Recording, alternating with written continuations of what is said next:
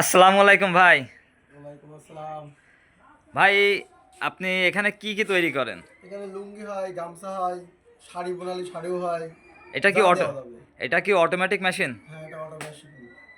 ও আচ্ছা, এটা একটু চালু করে দেখান তো কেমন অটোমেটিক ভাবে লুঙ্গি তৈরি হয়ে আসে। আচ্ছা, এই যে দেখো। আচ্ছা, এই হচ্ছে। এখান থেকে লুঙ্গি শুরু হয়। হ্যাঁ, তুমি বলো, তুমি বলো।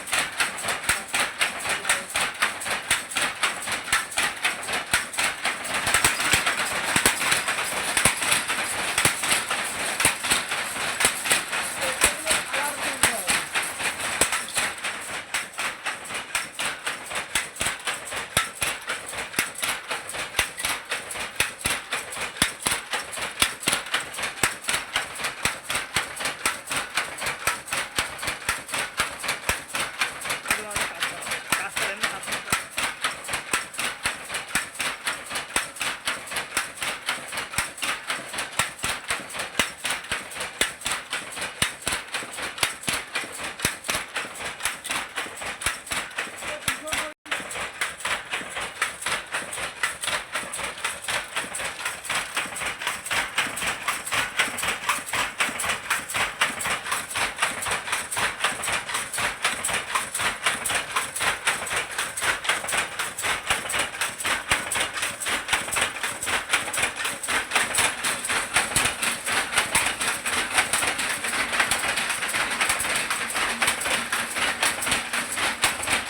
ভীষণ আমার মেশিনে একটাই মোটর। আমার মেশিনে একটাই মোটর। বুঝলা?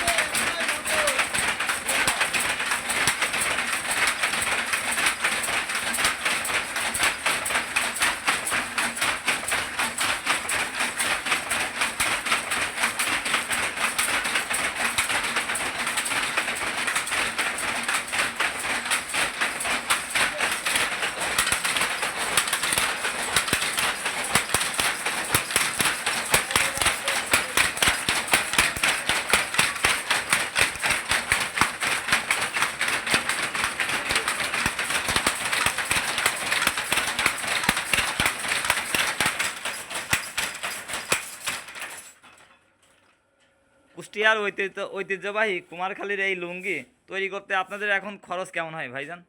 মোটামুটি ভালোই হয়। ভালো কালার নিতে গেলে পরে অনেক খরচ হয়।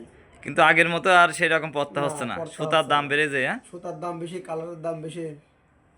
এখন সুতার যারা চেয়ে কালারের দাম বেশি। এখন যারা এই মেশিনে কাজ করতেছে, অটোমেটিক মেশিনে, তাদের আর এখন আগের মতো সেইভাবে পরিশ্রমের আপনার পাচ্ছে না, তার পারিশ্রমিক পাচ্ছে না ঠিক মতো, তাই তো? আমরা 2010 সালে এক পিস 50 টাকা মজুরি পাইছি। এখন এর বিল হয়েছে 37.5 টাকা। তার মানে আগের থেকে এখন আরো অনেক কমে গেছে, তাই কম, তো?